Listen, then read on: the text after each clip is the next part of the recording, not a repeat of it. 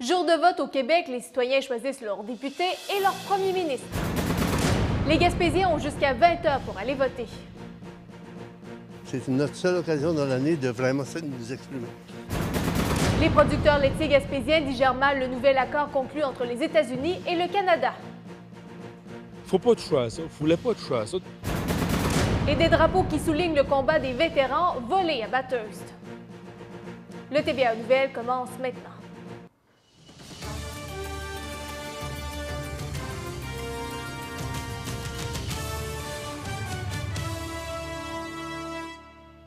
Mesdames, Messieurs, bonsoir. C'est jour d'élection provinciale partout au Québec aujourd'hui. Les électeurs sont invités à se rendre aux urnes pour décider qui formera le prochain gouvernement du Québec. Stéphanie Collin, les Gaspésiens devront eux aussi choisir leur prochain député.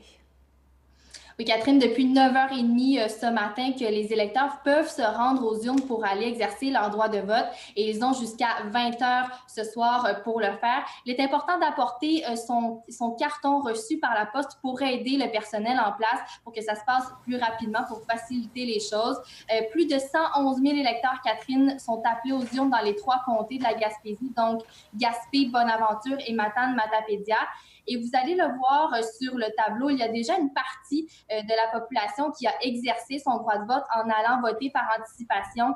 Donc, 18,72 % du côté de Bonaventure, 22,21 % des électeurs ont déjà voté dans Gaspé et 19,49 % également dans Matane-Matapédia.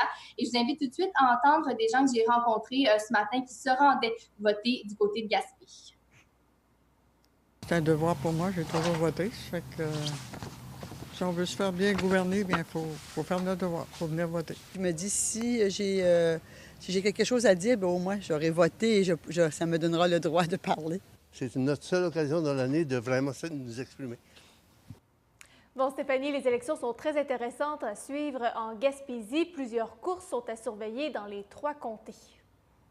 Oui, vous le dites, ça va être intéressant à suivre dès ce soir puisque dans les différents comtés, dans les dernières années, du moins depuis 2012, c'est le Parti québécois qui est rentré. Il faut dire aussi que la CAQ connaît présentement une montée un peu partout au Québec, dont dans les régions.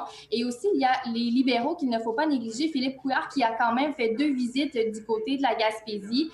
Ils ont aussi été élus dans Bonaventure par le passé, même qu'aux dernières élections, l'écart n'était pas très grand entre le député sortant Sylvain Roy et le candidat libéral. Donc, ça va être intéressant à suivre de ce côté-là. 7 candidats du côté de Bonaventure. Dans Gaspé, la course se fait à 4 candidats. C'est un tout nouveau député qui sera élu, puisqu'on le sait, l'indépendant et ancien péquiste Gaétan Lelièvre ne fait plus partie de la vie politique. Dans les dernières années, à Gaspé, la population a élu un député péquiste depuis 1994 quand même, à l'exception d'un mandat en 2008 où c'était le libéral Georges Mamelonnet. Et dans Matane-Matapédia aussi, une course à 7 candidats qui sont en liste. Et depuis 2008, ce sont les péquistes également qui ont remporté 7 circonscriptions. Donc, ce sera à voir ce soir si ça va se répéter cette année. Nous allons suivre pour vous sur le terrain dans les différentes circonscriptions de la Gaspésie. Nos équipes seront dans les rassemblements et nous publierons les résultats sur les réseaux sociaux. Donc, à surveiller notre page Facebook. Merci, Stéphanie. Au revoir. Les producteurs laitiers gaspésiens sont au désespoir. Il était minuit moins 1 lorsque les représentants du gouvernement fédéral canadien se sont entendus avec leurs homologues américains sur le nouvel accord États-Unis-Mexique-Canada. Ce matin, des 2 côtés de la frontière, les politiciens criaient « victoire », mais ici, en Gaspésie, le ton est tout autre. Ezra Belote-Cousineau. Je dis, rendu au stade qu'on est là, si on continue, on fait faillite. Il n'y a rien d'autre à penser. Ouais, le petit peu qui va me rester, ils vont me le bouffer en impôts. Michael Soucy, producteur laitier, est découragé, voire écœuré de l'entente de principe conclue hier avec les États-Unis. Il est déjà à bout de souffle et cette nouvelle n'a absolument rien pour le rassurer.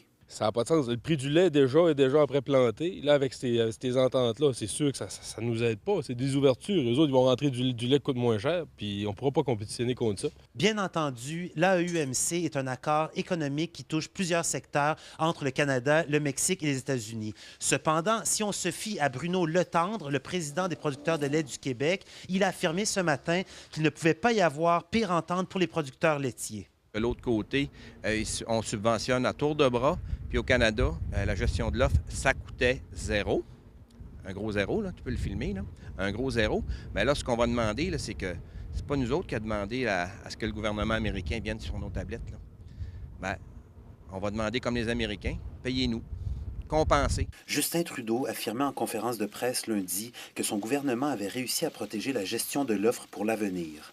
De son côté, Rémi Massé, le député de la région, dit comprendre les insatisfactions des producteurs et il compte s'asseoir rapidement avec eux pour discuter compensation. Je comprends leur insatisfaction dans le contexte, évidemment, des concessions qui ont été faites. Il faut comprendre où on était il y a à peine quelques jours, quelques mois, lorsque le président américain était assez verbal pour justement vouloir défaire la gestion de l'offre. On va s'asseoir avec eux au cours des prochains jours pour pouvoir trouver les bons mécanismes de compensation. Vous, quand vous entendez Trudeau dire que c'est une bonne journée pour le Canada, vous êtes absolument pas d'accord avec vous. Pas d'accord, pas en tout. Voyons donc.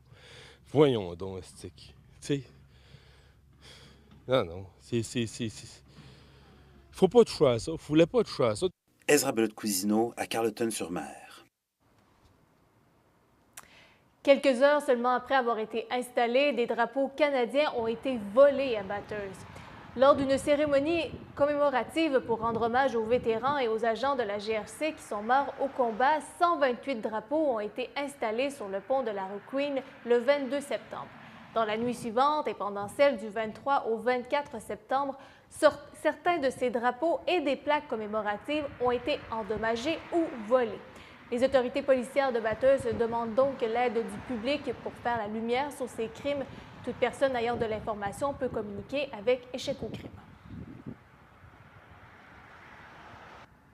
Une étudiante du Collège communautaire de Bathurst veut contribuer à la préservation de la planète. Marie-France Arpin tente d'utiliser les déchets organiques de la cafétéria de son école pour créer du biogaz. Son projet permettrait de remplacer le système de propane. Annie Levasseur l'a rencontré. Ces restes de nourriture peuvent sembler insignifiants. Pourtant, ils pourraient permettre de produire du biogaz qui remplacerait le système de propane de la cafétéria du Collège communautaire de Bathurst. Il faut juste récupérer les matières organiques qu'on jette après nos repas, nos restants de nourriture, puis on va les mettre dans un contenant séparé. Ça va être récolté à tous les jours. Cette étudiante en technologie de l'environnement tente de mettre sur pied ce projet dans le cadre d'un travail scolaire. Une fois les déchets récoltés, ils seraient traités pour produire du biogaz qui ferait fonctionner la cuisinière de la cafétéria. Puis ça va être mis dans le système en arrière, à l'extérieur du collège. De là, les bactéries vont faire leur petit travail, puis le gaz va être produit puis utilisé dans la cuisinière. Pour Marie-France Arpin, il s'agit d'une façon de contribuer à la protection de l'environnement. Pendant la décomposition des déchets, oui, il y a plusieurs gaz qui sont produits, puis le méthane est un gaz à effet de serre. Donc, l'importance de contrôler ces gaz-là, c'est pour l'environnement, c'est la lutte contre le réchauffement climatique. On vise de produire de l'énergie pour utiliser la cuisinière, mais en plus de produire ça, on économise un peu de l'espace dans les lieux d'enfouissement sanitaire. Alors, c'est deux pierres d'un coup. L'étudiante effectue présentement des calculs pour connaître les quantités de nourriture disponibles et pour évaluer si son projet est réalisable. Son enseignante est convaincue que oui. C'est une belle initiative. C'est certain que même tout le CCNB ici, les gens du personnel, les étudiants, on la supporte à fond dans ce projet-là. Si son projet est viable, Marie-France le soumettra à la direction du collège communautaire qui pourrait le mettre en place dès 2019. Annie Levasseur, Bathurst. Plus d'étudiants internationaux s'inscrivent au Collège communautaire du Nouveau-Brunswick, une augmentation de près de 200 élèves dans les 5 campus. Le nombre d'étudiants qui fréquentent l'établissement a donc augmenté. Le collège prévoit une autre hausse de Canadiens, cette fois dès la fin de l'automne, lorsque les autres programmes d'études débuteront.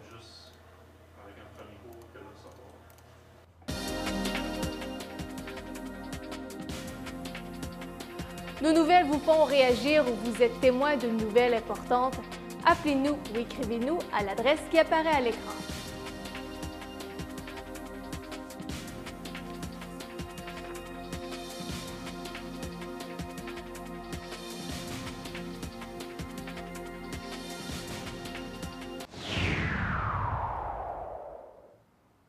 Aujourd'hui était jour de fête dans la communauté Micmac. Le jour des traités souligne les accords de paix signés entre les Britanniques et les Autochtones de l'Est du pays au 16e siècle. La communauté de Guiskapégac a donc profité de cette journée fériée pour célébrer en grand. Louis Laflamme était sur place. Tambours, chants et costumes traditionnels ont défilé dans les rues de Guiskapégac lundi matin à l'occasion du jour des traités. Tous les 1er octobre, les communautés Micmac de l'Est du pays réitèrent l'importance d'une telle célébration. Après un passé pour le moins assombri, l'essentiel pour ces Premières Nations est la reconnaissance de leurs droits, et ce, au sein même de leur communauté. Certains d'entre nous ne connaissaient même pas nos droits ancestraux. Il y a plusieurs années, le gouvernement du Canada a déclaré que les Premières Nations avaient le droit de parler leur propre langue, de jouer leur propre musique, de danser, de chasser et de pêcher. Mais nous n'en profitions pas, ces droits nous ont été enlevés. Depuis 5 ans, la parade est menée par le personnel de l'école de Wedgequaminia. Plusieurs communautés se sont donné rendez-vous dans le village de la Baie des Chaleurs. Après la marche démonstrative, au menu, des prestations de chant, de danse et sans oublier le traditionnel festin. Cette année, on a fait un appel à la population. Tout le monde a apporté un plat. Ça fait que tout le monde qui est ici aujourd'hui a apporté quelque chose. C'est vraiment dans la tradition autochtone de se réunir ensemble et de partager la nourriture. Puis c'est ça fait qu'aujourd'hui, c'est le fun de voir ce que tous les gens ont apporté pour partager. C'est vraiment une journée de partage.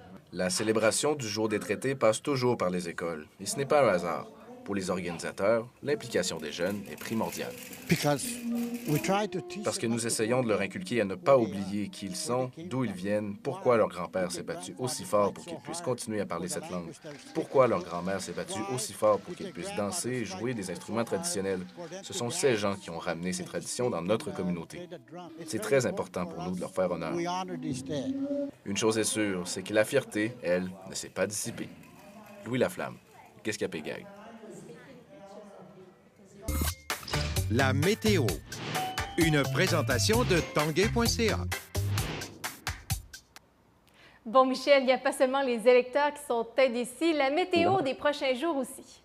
Exactement, non seulement pour ce qui est des conditions de ciel, mais aussi des températures. Conditions de ciel qui seront changeantes, notamment en raison de l'arrivée d'un anticyclone et d'un système dépressionnaire qui va nous laisser quand même pas mal d'instabilité. Et les températures, bien écoutez, habituellement, c'est en temps de l'année, la normale de jour est de 13 et jeudi, bien, ça pourrait grimper près de la vingtaine. C'est quand même pas rien. Donc, il y aura une fluctuation quand même intéressante à surveiller. Et d'ailleurs, ce soir, vous allez voir que ça va rester quand même assez frais là, un petit peu partout chez nous, notamment là, sur Carleton, Bathurst, Gaspé. On sera tout près du point de congélation, oui, avec seulement 1 degré, ça évidemment, mais c'est au plus froid de la nuit. Côté état du ciel, ce sera partiellement couvert à certains endroits. C'est le cas notamment là, pour Carleton et Gaspé.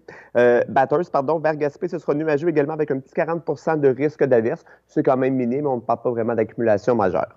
Demain mardi, ce sera du temps généralement ensoleillé pour la plupart des secteurs, notamment sur Carleton, Gaspé, Bathurst. Chez vous, ce sera beau avec peut-être quelques passages nuageux. Par contre, il faudra penser au manteau avant de partir pour le bureau ou l'école demain matin parce que ça va être quand même assez frisquet avec du 10, 11 et 12 degrés. À long terme, sur Carleton, retour à l'instabilité mercredi avec quelques averses. Jeudi, ça reste assez gris, mais regardez la température, quand même très élevée pour ce temps-ci de l'année. Vendredi, retour du soleil avec des valeurs saisonnières et derrière ça, samedi, mais aussi dimanche, c'est des averses. Sur Gaspé, là où ça, on aura du temps assez gris mercredi. Jeudi également, ça reste couvert avec un bon potentiel d'averses et il y a un gain de plusieurs degrés au thermomètre. Vendredi, ça se dégage, mais ça se rafraîchit aussi. Et samedi, retour de l'instabilité. Et sur Bathurst, ça, c'est pratiquement un copier-coller. On aura du temps plus instable mercredi. Même chose pour jeudi. Journée qui sera particulièrement douce. Vendredi, graduellement, bien là, on retrouve des conditions de ciel un peu plus dégagées. Et samedi, retour des nuages et des averses, conditions qui vont également se répéter dimanche pour la région de Bathurst. Merci, Michel. Merci, bonne soirée. Voilà, mesdames, messieurs, c'était vos nouvelles. Bonne soirée et à demain.